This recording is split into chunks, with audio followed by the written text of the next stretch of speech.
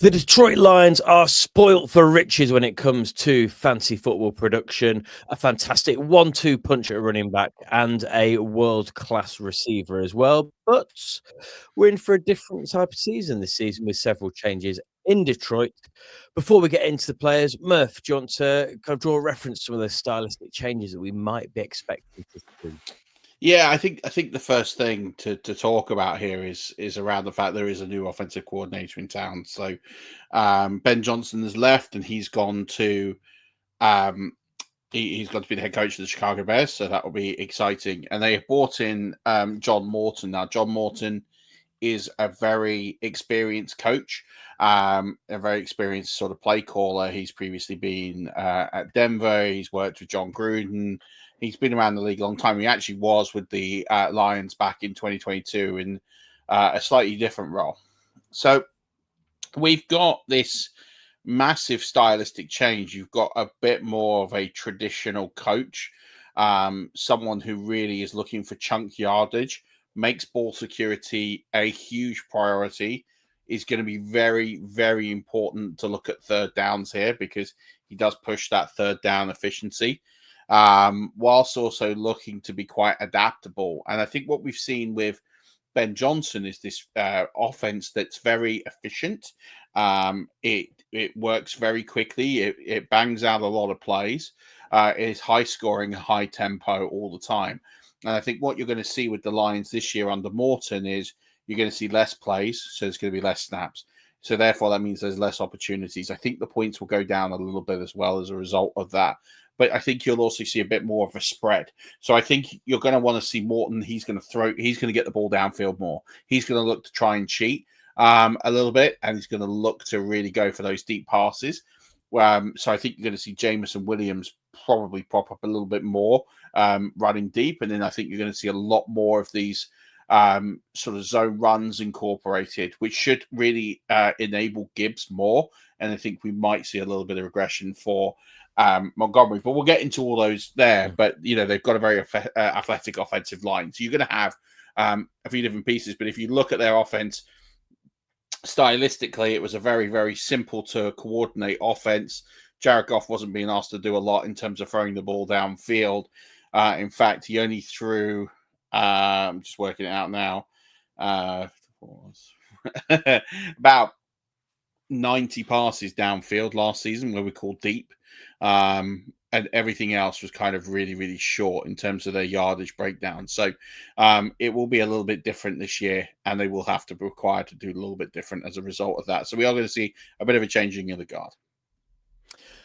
Well, let's start having a look at how that will impact the different fancy pieces you may use to build your roster for redraft this offseason. And we'll start off with Jared Goff, that we've already mentioned.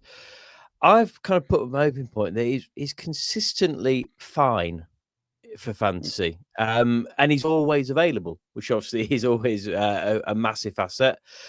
20 plus point games last year, he had 7. The worry is he then had 6 games that were lower than 12 points. But when you're drafting a quarterback at that age, that's kind of what you take from that, isn't it? That's what you expect when you draft him a bit later on. Yeah. Interesting stat for him last year, and say that certain play style came into it.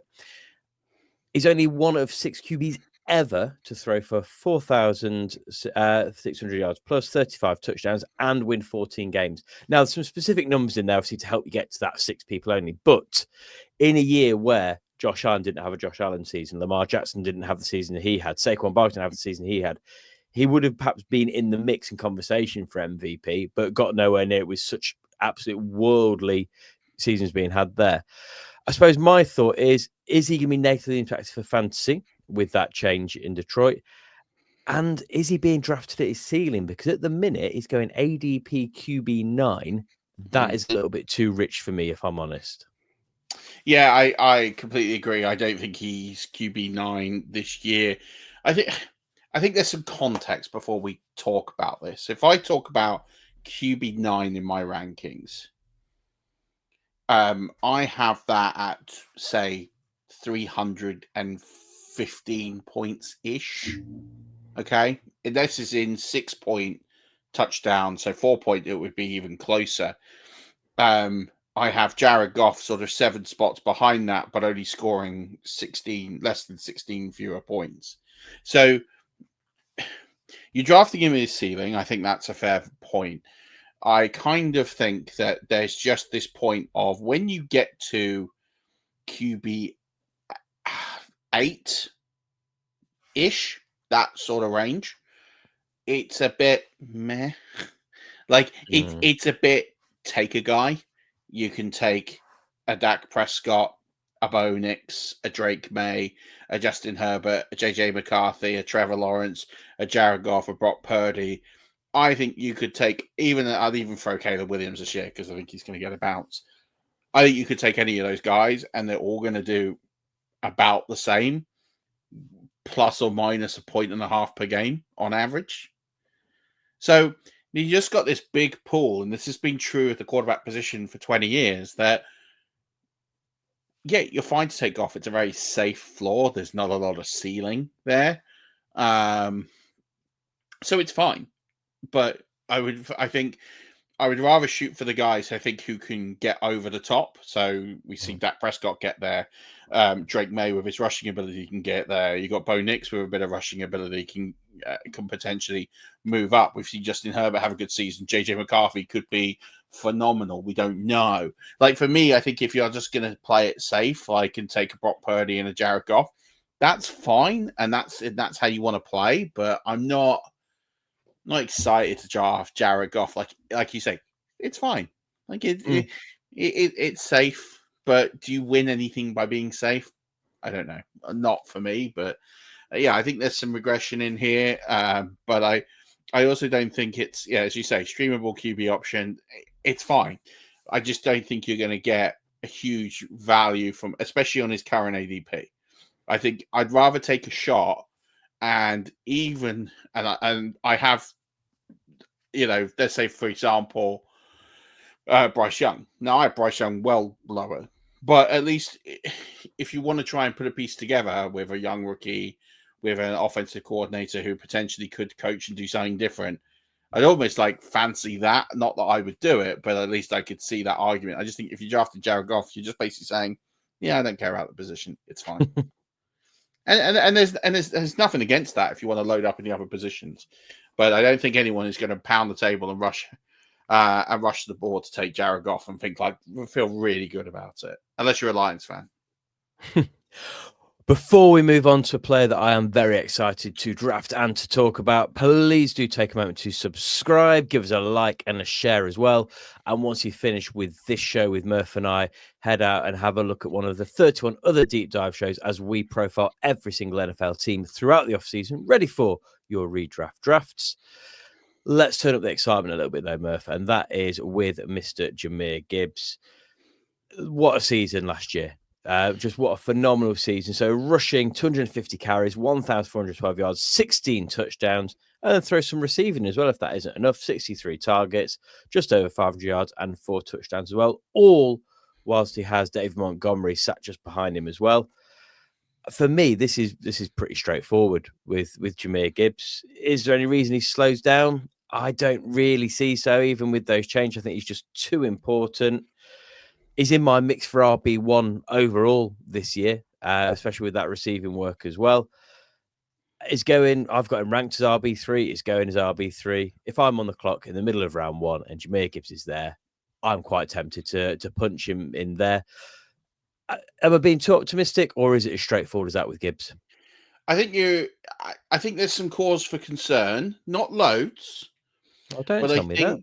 But I think I mean, I have him at RB5, but I will say this: I have 2 players ahead of him that I have aggressively ranked, which is Jonathan Taylor and Christian McCaffrey. Now they're 2 players I have aggressively ranked for very, very different reasons, and we're not on the show, so I'm not going to talk about them. I'm going to talk a little bit about Jahmyr Gibbs and why I'm just... Now, listen, I'm RB5, so we're kind of splitting hairs here. But I will pour a little bit of cold water here on Jahmyr Gibbs, and we've got to look at... There's some natural touchdown regression that's going to come his way. So he scored 16 total touchdowns in 2024. Now, I wrote in the Fantasy Football Playbook which is a book I wrote every year, although I took the last 2 years off for health reasons. But I talked about him in particular as someone that is he outperformed his touchdown number by close to 5 touchdowns. Now, I think in elite talent, you'd say there's always going to be a bit of overperformance, and I think that's fine. But there is something that is quite alarming in here, which is that he scored on 43% of his green zone touches in 2024. Now, if you don't know what green zone, because you know what the red zone is basically from the 10-yard line. So that's what statistically we call the green zone. 43% of his carries inside the 10 he scored from. Now, pretty good performance is around about 27-28%. The league average is about 20%. So he is grossly overperformed in efficiency. And you also have David Montgomery there. Now, part of this touchdown number that came his way was because David Montgomery missed 4 games towards the end of the season as well. So that touchdown total dipped for Montgomery because he was injured. I expect that Jahmyr Gibbs' number will go down 2 ways. 1, because Montgomery will eat into it. And 2, if healthy. And 2, that he won't be as efficient. So I'm not saying that Jahmyr Gibbs is a bust and far from it. But I project him in the sort of 9 to 11 touchdown range. I actually have him with receiving at sort of 12, 13 because I'm giving him that elite performance. But I don't have him anywhere near the touchdown totals that he put up last season because he was just so hyper efficient. And it's very rare to keep that level of efficiency up. But that's not to say you should be scared. It's just a case of if you're buying him at his ceiling, and for me, his ceiling is RB3, and there is a way that he gets there, of course. You're going to have to do it if you want him because he's a first-round player, and I don't think there's any argument in that, and that's fine to do it. Just, I can't see a pathway in his current standing to be the RB1 at the end of the season. And I just think there's other players that have that likely range of outcomes over him. So I can see a world that he could get to RB3. I can't see a way he gets to RB1, but I can see a way that he finishes at RB9. So that's my only sort of concern there with him. You've already mentioned there who he has as backup. So the Sonica Knuckles, I think as they went by last year, a player that at cost had a fantastic season last year. So the RB18 overall, being drafted to the RB21. But that was RB18, as you said, missing at those last 4 games of the season as well. He just relentlessly kept finding the end zone. Week in, week out, he seemed to find his way there. Even missing those last few games, even though he only averaged 42% of snaps. From the RB2, I think 14 points and above. I'm pretty happy with as a consistent sort of score. He got 10 games of 14 above, including 3 at 20 plus. 12 touchdowns over the course of the season made him so reliable. It feels like he's been around forever. He's only 28 as well. So we're not quite at that cliff yet. He said he ended the season with an injury, but it just worked perfectly. That tandem of Gibbs and Monty we've spoken about with so many other pairings that we've seen being formed over the offseason, and that is almost like the benchmark, isn't it? I've got him ranked as RB21. He's going off the board as RB21, going around round 5. I think he could do far worse with other players going around there. I think all those same things we said before, all those same concerns about the Lions are all there. But Monty just seems to, year in, year out, get it done. Yeah, I agree. I actually have him higher ranked than that. I have him at 16. So again, for all the reasons that I'm a little bit down on Gibbs against consensus, now it's 3 to 5. It's not a huge drop. I'm for Montgomery. I just think he gets he missed 4 games, and where he finished last season was absolutely incredible. Add what he would have done in those 4 games, and you're talking about a fringe running back 1 overall. I don't think it's going to be quite that rosy, but I think you're looking at a player that I have projecting at 1,100 yards from scrimmage. He's probably underrated as a receiver as well, and I think that's something that doesn't really gets spoken about. I've got him getting 40 targets this year. And I think that they will look to rely, especially as they're trying to activate that RPO, as they're trying to get the ball downfield, they're going to be presented opportunities where they can dump off to David Montgomery even more. So I really like David Montgomery. I think it's one of those, it's not a sexy pick, but it's one of those that I think will do you very nicely at ADP. And if you think about the players that you can get around that range, now I do think that there's a couple of players in that range that I probably would have over him. Alvin Kamara, for example, is veering off at a very similar ADP, who's a player I would probably run to the board to over David Montgomery. But I'm all for this pick. I think it's a very successful pick, and it's a very successful strategy that will yield you good returns coming into 2025. And it's interesting what you're saying that I was just having a quick look that if he'd played those last few games and has averaged 10 points a game, as we saw him do relentlessly, he would have ended up as the RB12 overall last year. So that's obviously based on PPR scoring, so that reception count comes in there as well. But yeah, it was such a good season. You're right. He seems to be undervalued all the time, and he just keeps getting it done. You can see why over the last couple of years alongside Gibbs, but he's performed. A player that also seems to be going from strength to strength. He still has that list of people who went before him to keep himself focused. That is Amon Ra St. Brown. So finished off as the wide receiver 3 last year after being drafted as the wide receiver 5, according to ADP. 7 top 12 finishes. All of those 20-plus times as well. And that included a 37-point and a 38-point finish as well. 100 receptions, 1,100 yards over the last 3 seasons consistently, and followed up his 10 touchdowns in 2023 with 12 in 2024. We talk about that touchdown regression. We think potentially we've seen what can be a reliable sort of area. Yes, we said about the regression for Goff as well this year, but Amon Ra St. Brown has shown his worth there. Injury watch. So he's had some work done in the off-season on a knee injury. I don't think anything unduly to be concerned about, but it is worth just keeping it half an eye on as we go through the season as well. I'm happy to take him round 1 and bank the fancy points, but after what you mentioned earlier, I do wonder if you have any Jameson Williams shaped question marks alongside that as well, as he potentially works in. Where are you seeing Amon Ra this year? No, I'm not concerned about Amon Ra. I have him at wide receiver 3. So I think, I sort of put some cause to concern there for Amon Ra St. Brown. I don't, and I think there's 2 very good reasons. When you change an offense and you change an offensive coordinator and you change the play calls, the playbook, you're looking at the different types. When a quarterback is in trouble, he's going to go to what he knows, and he's going to go to a receiver who is going to always deliver him a result.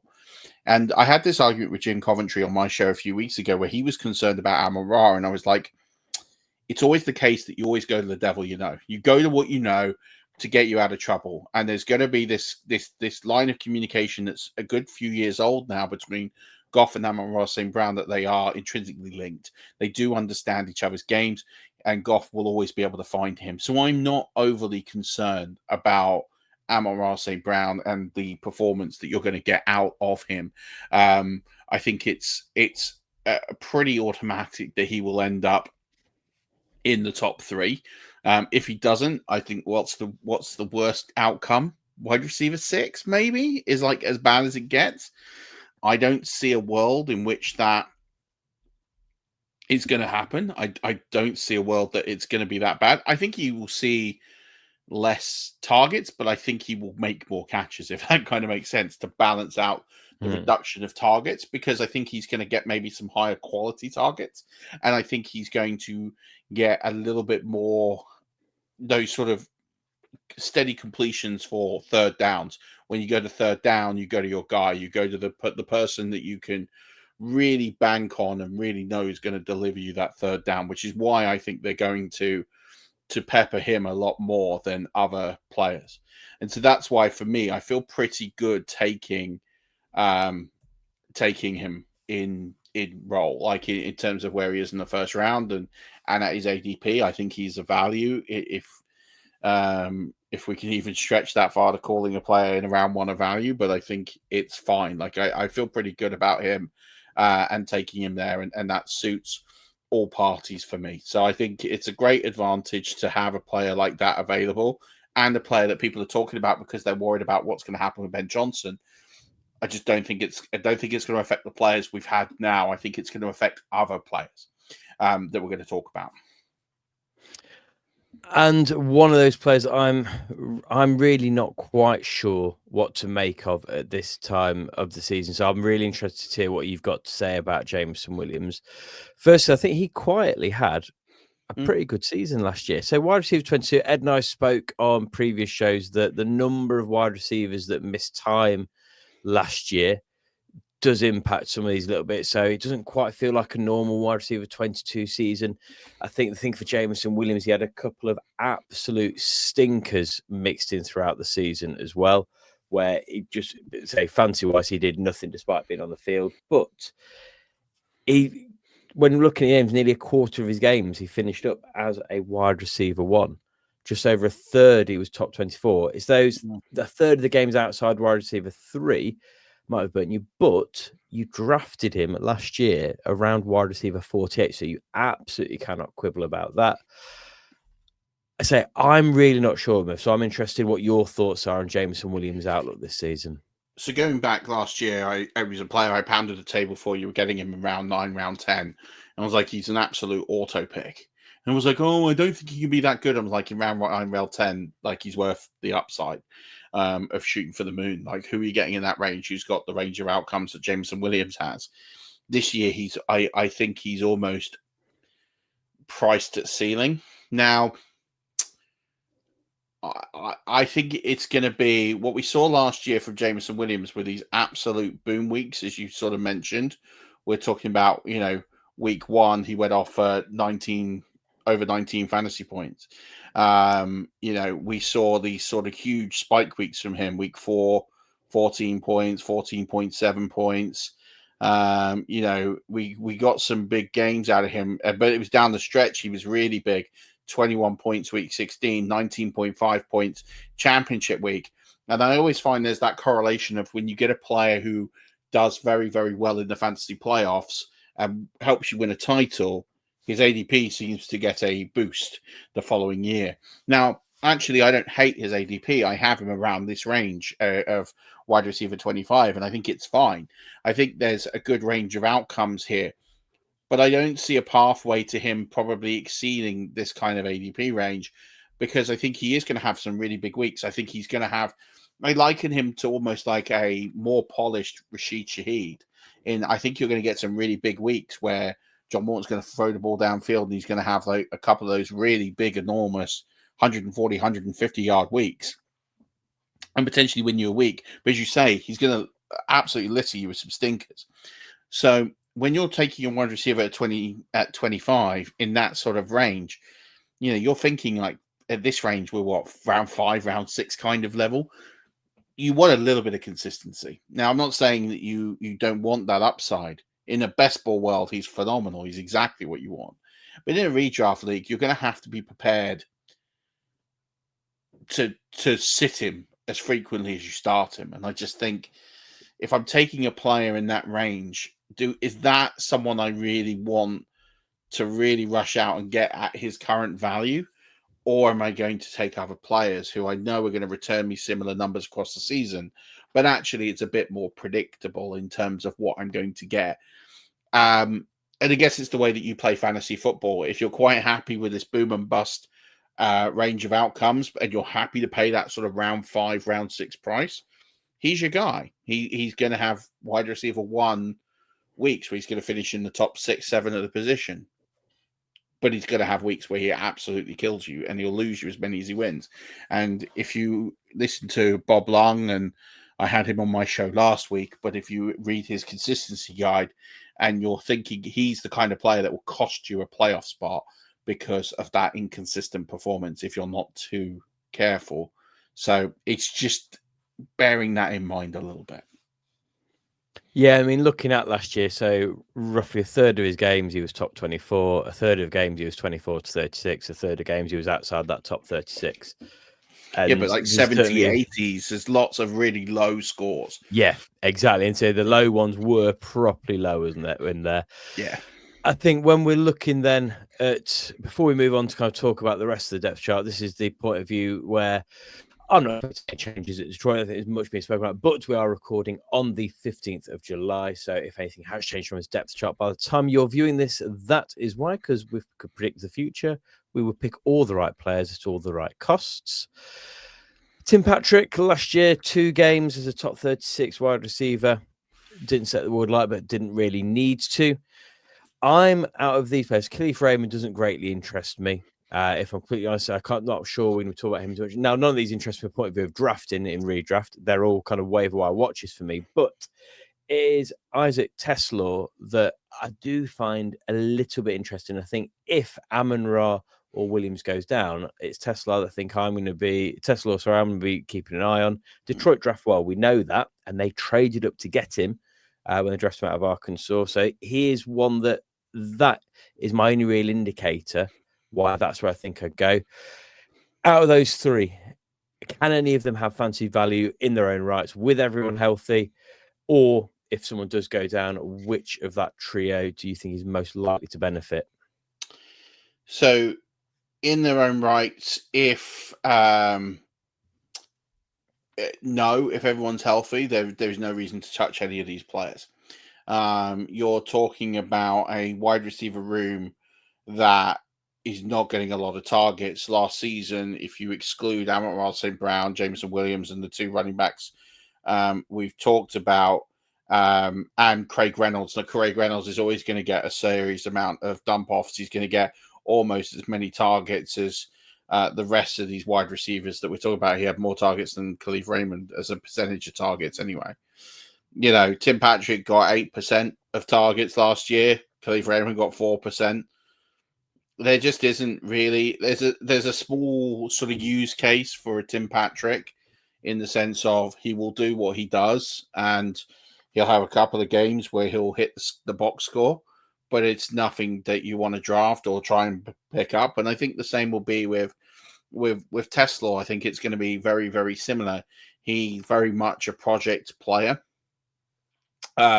He's a player, I think, when you're thinking about this offense going forward and they go through this evolution, I don't see them putting out they'll put a lot of 3 wide receiver sets out, but I don't see them utilizing, with the way they utilize the running backs, a huge percentage of their plays going to wide receivers 3 and below. So I think on a week-to-week basis, not important. Teslaa is the guy you probably want to keep on an eye on if there is something going on with Amon Ra St. Brown with this knee. I think Tim Patrick is the Jameson Williams sort of cover in that role, because when we saw this last season, when Jameson Williams missed 2 games, Tim Patrick saw 77% of snaps in both of those games. Actually, Tim Patrick towards the end of the season got a nice sort of bump usage as well, 81% in week 16, it being notable in week 15, being notable there as well. So I think, Tim Patrick's going to have a role. It's not draftable. It's not one you really want to pick up for fantasy football unless Jameson Williams goes down. Teslaa is a guy to keep an eye on, and people might leap to think it's Patrick that will get the St.Brown role, but it won't be. It will be Teslaa. And then to wrap things up, when we finish thinking about the competition for targets, obviously Sam LaPorta is there as well. A player that, through being far too highly drafted, ended up being a monumental bust for fantasy last year. On our shows last year, Ed and I couldn't quite fathom why he was being drafted quite as high as he was in round 2 last year, because it just didn't seem to be sustainable what we'd seen already. However, we did not predict the drop down to finish up tight end 8 overall. It was drafted too high, I've said. So only 3 10-plus point games in weeks 1 to 12. That's where people were really in full panic mode and think, right, I think there was talk of LaPorta and Andrews both being droppable at times in the first early part of the season. Then he closed the season with 6 10-point games in a row, as he had absolutely solid form. Most of those finishing as their top 12 tight end consistently as well. Tight end 4, round 5, where he's going at the moment, feels about right. We've said about that tight end of the pack for quarterback. I think for me, once I get from Bowers, McBride, and Kittle, there is that kind of mixed sort of area then. But LaPorta's probably my absolute last thoughts at taking an earlier tight end before I'm leaving it till the end of the draft. And I might take a gamble on a couple of other names that I'm interested in. How are you feeling about Sam LaPorta? Is this the bounce back season, or was last year what we can come to expect? I think we're going to see more of last season this season. If I'm looking at this change in offense, I think when you're a first year coordinator, you're going to go with what worked for you last season, but you're going to work with, and again, when we look at the kind of style of offense and you look at where you've got the deep ball threat, so I think Williams is going to get a bump in targets. Whether that yields to catches and things is a different question. They're not going to run as many plays. And so I've already talked about a number of players who are going to see a bump in targets or they're going to see their usage increase. That has to come from somewhere, and it's going to come from Sam LaPorta. Unfortunately, that you've got a player here who is immensely talented, and he will not finish in the fantasy worlds along where he should. But unfortunately, I have him at tight end 6, and I kind of can make an argument that I probably have an Evan Ingram underranked, and then I'm kind of conservative on TJ Hawkinson because of this injury and the JJ McCarthy world, and what does that kind of look like? So again, I'm kind of thinking like he's 6. I can really make a case for 8. And then I still have below that like Mark Andrews, who could go bananas if healthy. Jake Ferguson with Dak Prescott back. Who knows what Darren Waller does? What is Tyler Warren going to do in an Indianapolis Colts offense that's going to have a more passing attack to it with Daniel Jones? This is the part where I'm like, I'm struggling to pay the price on Sam LaPorta. Give me Kelsey's going after him in drafts. I'd rather have Kelsey. Give me Njoku. We've seen what that partnership looks like with Flacco. Give me Hawkinson. Bounce back. Could be bad, could be good, but the price, I'm getting value on that. Evan Ingram's going later. Tyler Warren is cheap. Mark Andrews is cheap. All these guys I've mentioned, they're all cheap. So much cheaper, and they might finish level with LaPorta, might finish above him.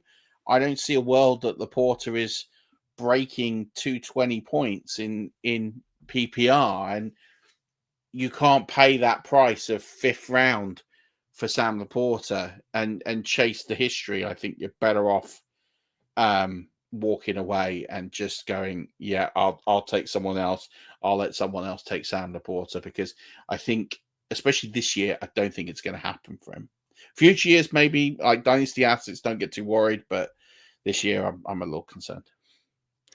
And for all of those reasons you've just said, I surprised myself when I clicked across, because I've got my notes written down. I've got him. I've written tight end 6 to 8, so I must have been feeling very LaPorta happy when I typed this up and put him down as tight end 4, because I agree with everything you said there. And Hawkinson is a player that, once again, I've battled with thinking, actually, is he going far too low at the minute? So, yeah, agree with all of those points. The one thing that is for certain, though, is the Detroit Lions are going to be incredibly fancy relevant throughout the course of the season.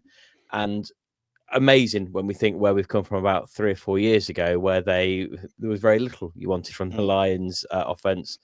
And now they are a wealth of riches, or potential riches anyway. Well, thank you very much for joining us to talk all things Detroit Lions, Murf. Always a pleasure to have you on. Where can people find you and the rest of your content if they want to absorb some more of your knowledge, as we have done over the last half hour? Well, thanks, mate. Thanks for having me on, as always. You can catch me on 5 Yard Rush. We're approaching 1,000 podcasts. You can catch us 5 Yard Rush on X. You can catch us 5 Yard Rush on TikTok, 5 Yard Rush on YouTube. Lots of YouTube stuff going on at the moment. Lots of great guests, lots of great content. We published our fantasy football playbook. That's out on Amazon. You can get a copy of that, and that will give you the access to a load of tools, including a projection sheet that's going to allow you to customize for your own leagues and all these charity leagues. I'm doing loads of charity league deep dives. I'm doing one for your league as well, coming up in the next few days, hopefully, at time of recording. So, a lot of fun. Get involved, get engaged. We're going to be launching our listener league soon, so you'll want to drop in on those. There's some very, very interesting formats on those as well. Amazing. And we will make sure we pop a link to that book on Amazon as well. So head down to the comments now and get yourself a copy if you have not already done so. Well, thank you very much, Murf. Said a pleasure as always. But for now, it is goodbye from me, goodbye from Murf, and time for Malcolm to take us home. You have been listening to Pestell and Ed of TH Fantasy Football. For more content, follow TH_fantasy_NFL on Instagram and Twitter.